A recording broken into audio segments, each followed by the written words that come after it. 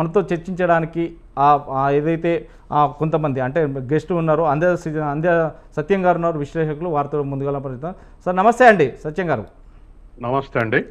ఇప్పుడు తెలంగాణ రాష్ట్రం కోసం మనం ఎప్పటి నుంచో పోరాటం చేశాము. ఎందుకంటే గడిచిన 1968 నుంచి కూడా తెలంగాణ పోరాటం అనేదే ఉంది. కానీ అవన్నిటి కూడా కొంత కనుమరైపోయినప్పటికీ మాత్రం ఏదైతే 2000 సంవత్సరంలో ఏదైతే మా కేసీఆర్ గారు తెలంగాణను సాధించడానికి ఏదైతే టీడీపీ పార్టీ నుంచి వెళ్ళి నేరుగా వచ్చి 2020లో 2000 సంవత్సరంలో తను ఒక పార్టీ పెట్టడం జరిగింది, అదే టీఆర్ఎస్ పార్టీ. దాంట్లో ఉద్యమ నేతగా ఉన్నాడు. 2021 ఏదైతే మే 2న తను జూన్ 2న ఈ పార్టీని ఆవిర్భవించి తెలంగాణ సాధించడం కోసం ఎంతో మందిని కూడా కూడగట్టుకొని పోయారు. ఈ నేపథ్యంలో ఏం సాధించామని మనం అనుకోవచ్చు? ఇప్పుడు భారతదేశంలో ఇప్పటికి ఎట్లా ఎస్టాబ్లిష్ అయినటువంటి రాష్ట్రాల్లో దేని వలన ఏ రాష్ట్రం ఎట్లా అభివృద్ధి చెందిందంటే మనం కొన్ని ఎగ్జాంపుల్స్ చెప్తాం. అంటే పంజాబ్, హర్యానా ఎందుకు అభివృద్ధి చెందింది అని అంటే 70% భూమికి నీటిపారుదల సౌకర్యం ఉంది, అగ్రికల్చర్ గ్రోత్ రేటు తోటి ఆ రెండు రాష్ట్రాలు డెవలప్డ్ స్టేట్స్గా మారినాయని చెప్తాం. అట్లాగే మహారాష్ట్ర, తమిళనాడుని, గుజరాత్ని, ఈ మూడింటిని ఇండస్ట్రీస్ వల్ల డెవలప్ అయినాయని చెప్తాం.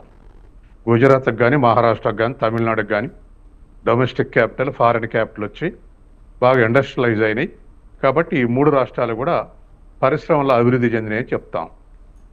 అట్లాగే చదువు, మానవ వనరులు వీటి ద్వారా అభివృద్ధి అయింది అనేటువంటిది కేరళ. పర్ క్యాపిటల్ ఇన్కమ్ వీటితోటి పోల్చలేకపోయినా మానవ వనరుల విషయంలో ఇవాళ కేరళ ఒక మోడల్గా ఉంది. కాబట్టి ఇట్లా ఒక్కొక్క రాష్ట్రం ఒక్కొక్క మోడల్గా మనం దేని ద్వారా అభివృద్ధి చెందినట్టు ఇది అని చెప్పేసి ఎస్టాబ్లిష్డ్ ఫ్యాక్ట్స్ ఉన్నాయి, ఎస్టాబ్లిష్డ్ కాజెస్ ఉన్నాయి.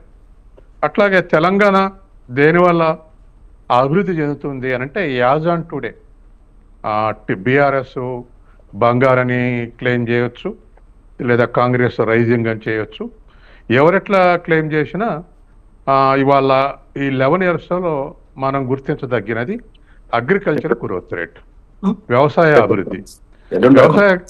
అగ్రికల్చర్ గ్రోత్ రేటు దరిదాపు ఇవాళ 29 మిలియన్ టన్స్ మన ఆహార ధాన్యాలు, ముఖ్యంగా వరి ఉత్పత్తి మనం అచీవ్ అయినాం.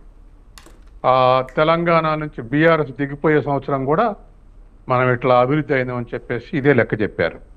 తర్వాత కాంగ్రెస్ ఏమంటుందంటే మీరు కాళేశ్వరం ద్వారా 17-18 లక్షల ఎకరాలు సాగులోకి తీసుకొచ్చాం, అందువల్లనే ఎంత వ్యవసాయ అభివృద్ధి అయిందని బీఆర్ఎస్ చెప్పింది. కానీ అది లేకుండానే గత 2 ఏళ్లుగా కాళేశ్వరం నడవట్లేదు, లేకుండానే ఇవాళ దరిదాపు 29 మిలియన్ టన్స్ ఉత్పత్తి అయింది. కాబట్టి తెలంగాణ వ్యవసాయ రంగంలో ముఖ్యంగా వరి ఉత్పత్తిలో గ్రేటెస్ట్ అచీవ్మెంట్ అనేటువంటిది వాళ్ళు ఎట్లయినా క్లెయిమ్ చేసుకునండి. నేను ఒక ఎకనామిక్ స్టూడెంట్గా ఖచ్చితంగా అగ్రికల్చర్ గ్రోత్ అనేటువంటిది ఒక అచీవ్మెంట్.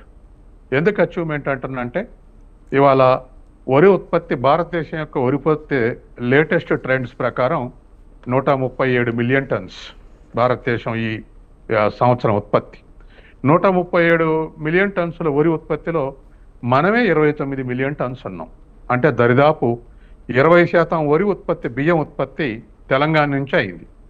కాబట్టి ఖచ్చితంగా మనం వీటిని గ్రేటెస్ట్ అచీవ్మెంట్ అంటాం. అట్లాగే నెంబర్ 1 ఎట్లా అనగలుగుతున్నాం అంటే పంజాబ్, హర్యానాలో వానాకాలం ఏమో వరి పండిస్తారు, రబీ సీజన్లో ఏమో గోధుమ పండిస్తారు. కాబట్టి పంజాబ్ 15 మిలియన్ టన్స్ అయితే మనం వానాకాలం 15.2, వేసవి 12.7. కాబట్టి ఇవాళ దరిదాపు 28-29 మిలియన్ టన్స్ సాధ్యమైంది, 2 కార్లు కలిపి. అందుకే which is stood first in India అని చెప్పేసి మనం క్లెయిమ్ చేసుకుంటాం. అది నిజం కూడా. కాబట్టి తర్వాత రెండవది, జనరల్గా గత 2 దశాబ్దాలుగా మన గ్రోత్లో, భారతదేశం యొక్క గ్రోత్ రేట్లో వ్యవసాయ రంగం మంచి పాత్ర వహిస్తుంది. ఎప్పుడు 0, 1, 2 అట్లా ఉండేది.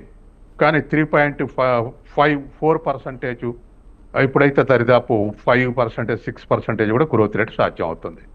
ఎందుకంటే గత సంవత్సరం మన వ్యవసాయ ఉత్పత్తి 330 మిలియన్ టన్నులు అయితే ఈ సంవత్సరం లేటెస్ట్ ట్రెండ్స్ ప్రకారం 350 మిలియన్ టన్నులు. కాబట్టి ఇట్లా మనకు 6% గ్రోత్ రేట్ అంటే అది ఎనార్మస్ గ్రోత్ రేట్, పెద్ద సక్సెస్ ఇండియాలో. అదే సక్సెస్ తెలంగాణలో కూడా ఉంది. కాబట్టి తెలంగాణ ఏర్పడిన తర్వాత ఇది మనం సాధించినటువంటి number 1 growth rate, agriculture growth rate. Yes ఇది ఎట్లా చెప్పండి. సత్యం